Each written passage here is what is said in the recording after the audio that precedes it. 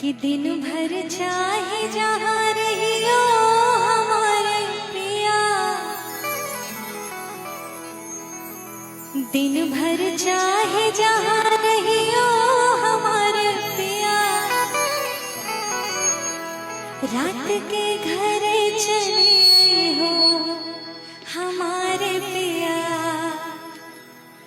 रात के घर चले हो हमारे पिया।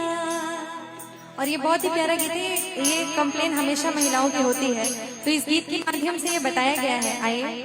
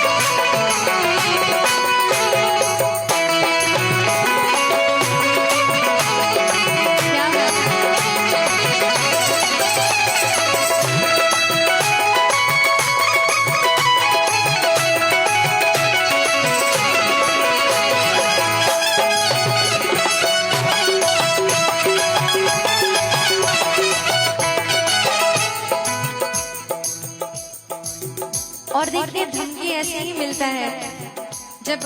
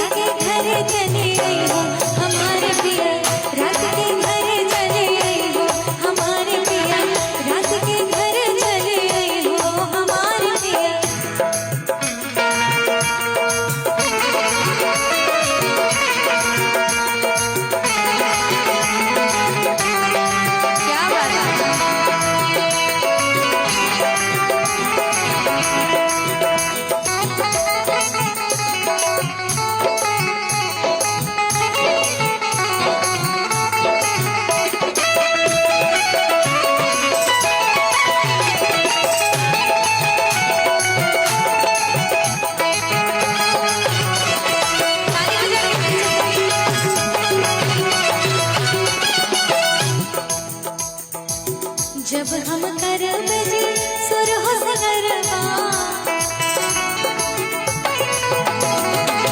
जब हम करब जी सुर हो सगरवा,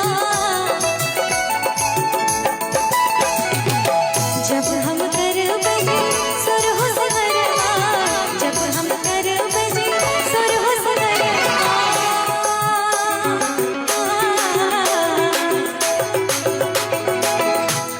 क्या तू दर्पण बन गई हो हमारे पिया, तू दर्पण बन गई हो हमारे पिया, तू दर्पण बन गई हो हमारे पिया।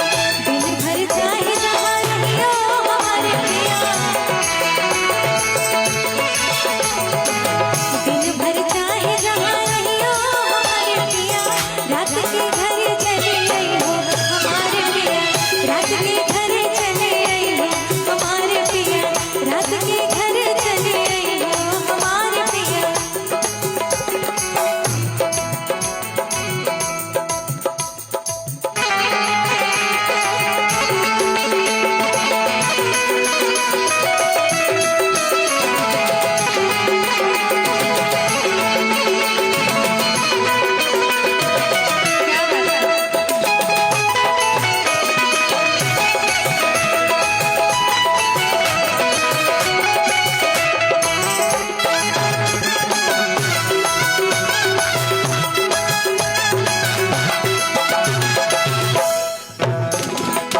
और अंत में ये बात पता चलती है कि क्यों ऐसे पत्नियां कहती हैं, क्योंकि पतियों में उनकी जान बसती है और वो कभी नहीं चाहती कि उन्हें कोई नुकसान पहुंचे, और इसलिए वो ऐसा कहती है कि समय से घर आ जाना बहुत जरूरी है।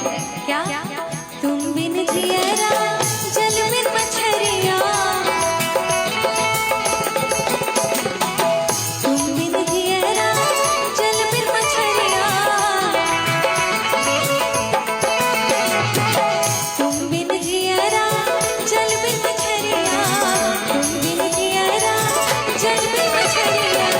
कब तक हमें तड़पाई हो हमारे पिया, कब तक हमें तड़पाई हो हमारे पिया, कब तक हमें तड़पाई हो हमारे पिया। दिन भर चाहे जहाँ रहियो हमारे पिया, दिन भर चाहे जहाँ रहियो हमारे पिया। रात के घरे चले आई हो हमारे पिया, रात के घरे चले आई हो हमारे पिया, रात के घरे चले आई हो हमारे पिया, रात के घरे चले आई हो हमारे पिया, रात